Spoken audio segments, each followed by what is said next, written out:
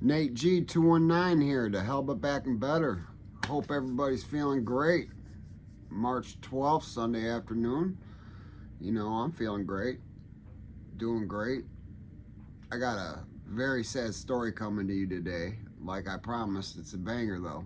It's gonna be about how somebody does something heinous, how they live in prison, how they get to survive, or that's what you'd call it. I mean, that's all it is, because it's not living. But first, please hit that like and subscribe. 312 subscribers, slowly climbing but climbing. So please hit that like and subscribe. I've got plenty of stories. I got an interview coming soon with a very official member of an organization, a branch of my organization. Well, I'm a branch of the organization, whatever. We're the same organization, per se. So we're gonna be doing an interview with him. Also got another interview planned. I'm gonna try to get, I'm gonna start trying to do a couple things. But today's gonna be about a tragic story that happened in just before Christmas on December 20th of 2008. Man, you think your mother working at the gas station, grandmother working at the gas station around the corner in a rather nice suburban country kind of neighborhood area would be perfectly fine. And normally it was. Excuse me guys, allergies, temperature changes, it's that time of the year. It's going to be a lot of congestion. But that night, Barbara Jean Heckman, God rest her soul, she was working her normal evening shift when two little jerks came in, Stephen Jordan 19 and Bruce Guess 18. I'm gonna have to do a little reading back and forth, but yeah, Bruce Guess 18, Stephen Jordan 19 walked into the gas station to rob it, and they did so. But man, why can't you just leave it at that? Why couldn't you just leave it at that? They not only robbed her, they attacked this poor woman, this poor innocent, defenseless woman with a hammer, and brutally beat her to death.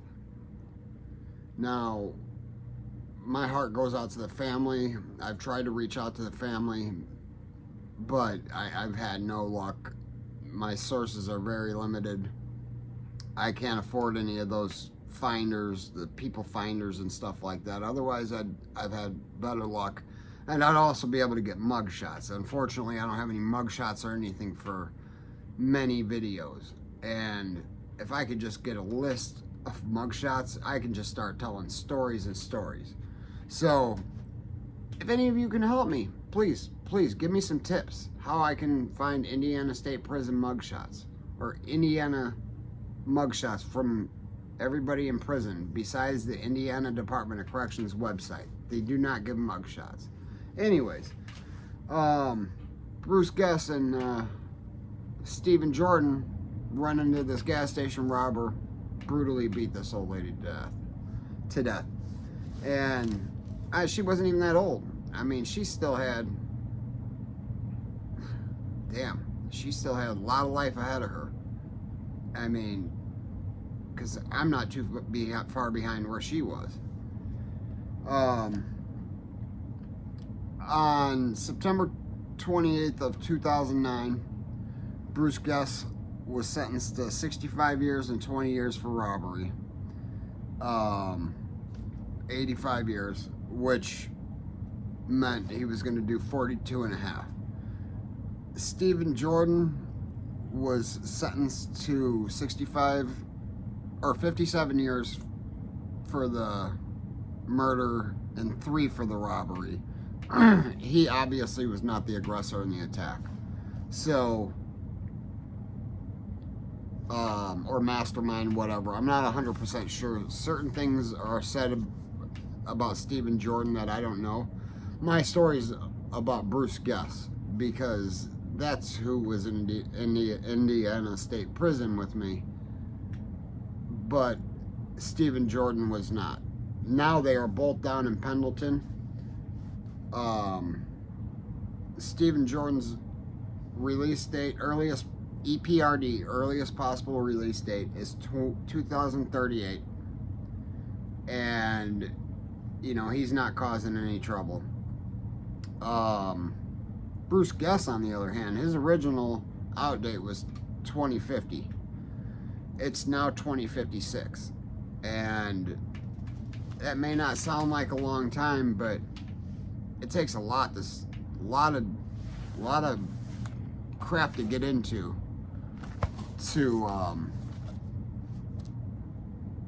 lose that much good time. And remember, in Indiana, I've said this many times in many videos, but if you're just watching or just joining, please hit that like and subscribe. But a sentence in Indiana prior to July 1st of 2014, if you got sentenced to anything, you only had to serve 50% of that time, because the rest was considered your good time. You automatically were given good time. You didn't earn it. And many states are like that. A lot of people just don't know that. But you could jack your time off like Bruce Guess had and make your out date go down. So Stephen Jordan obviously did something right. I know they were originally sentenced to the same thing, but Stephen Jordan is clearly the smarter of the two, or has the better lawyer, or money. His parents have more money, which could be because the area is Valparaiso, Indiana. And like, Barbara was a fun-loving grandmother. She loved taking photos of her kids, her grandkids, riding motorcycles. She's just a fun, outgoing lady. And this is from what I read, and this is from quotes in the obituaries. So, you know, I believe nothing less of that. I'm praying that one of her family members do get to see this, because, you know, I live in the same area. The daughters are in the same town, or were at the time. So I've looked them up, I've messaged them, but with no avail. So Bruce Guess, I got to meet him. I got to meet him. Great, yeah. In my time in the IDU, the lockup, when I did the year in segregation, I met him along my first portion of my time. I didn't know who he was. I didn't know these people when it had happened, and this was 5 years after. So even if I seen the mugshot, I wouldn't have remembered. I've seen so many people's mugshots, and I've been incarcerated with so many people at this point in time. I'm not going to remember you unless I was personally incarcerated with you at one point in time, and I was not. Therefore, I didn't know the dude from Adam. So people started telling me, hey, you know who he is, right? And I'm like, no. You know, I'm 219. It happened in the 219. And he's like, that's the dude that killed that old lady with the hammer over there in Valparaiso. And I said, at that gas station? Absolutely. So, and what's crazy, at this intersection, kitty corner from it, it's at the corner of Meridian and Route 6. And there was a Marathon gas station that 25 years ago, a friend of mine was working the midnight shift and was killed by the bread delivery guy, by Reginald Slater. I'm gonna have to do a story on that someday, because that one kind of hit me personally. I knew Katie from school, hanging out at parties and stuff like that. But back to my story. Damn ADD, man. Bruce Bruce didn't live. Bruce survived. Bruce would be whooped. He had been stabbed, and numerous times, apparently, from what I had been told. And I have no reason to not believe the guys because they don't have anything to do with it. So Bruce kept himself in segregation. So he'd probably gotten there in 2009, because when you're in my county, when you're convicted of a murder, they get you the hell out of the county quick. Like somebody with a dope case like me, I'll get sentenced and sit there for 3-4 months. I've heard of people sitting there a year after their sentence waiting to go to the prison because it's considered a DOC holding facility as well. So you can actually do some time there. It sucks. County time sucks, guys. If you're gonna live this life and do the life and be in these streets, jails and prisons are part of it.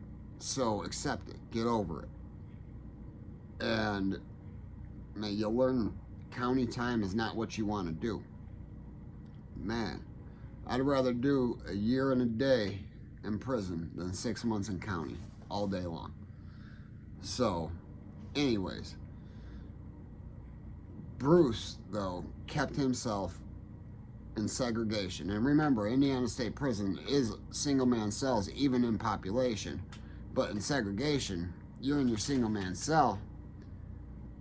And when you're somebody like that, you don't even have a rec partner. You're protected. You're under protective custody now. And that's just fine. Well, he's living like that. They took his cheeks, they've stabbed him, and nothing but extortion. He can't live in prison. I mean, now he's in Pendleton with actually his co-defendant, which is rare. Two people like that should never be in the same prison together, but I mean, it is what it is. Things happen. They're there together. And they're sick, little twisted 18, 19-year-old minds. Now, they knew better.